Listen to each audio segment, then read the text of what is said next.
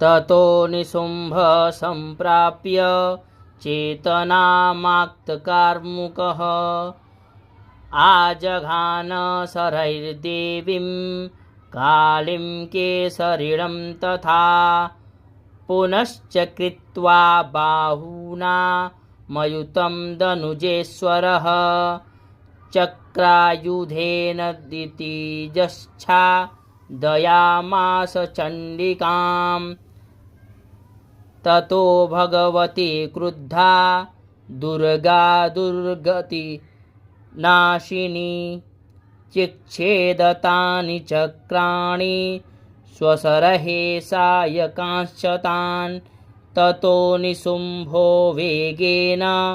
गदामादाय चण्डिकाम् अभ्यधावत वै हन्तुं दैत्यसेनासमावृतः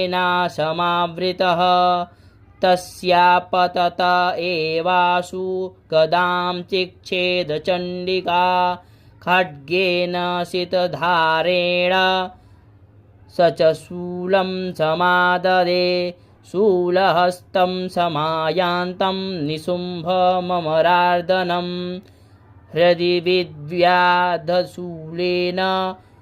वेगाविद्वेन चण्डिका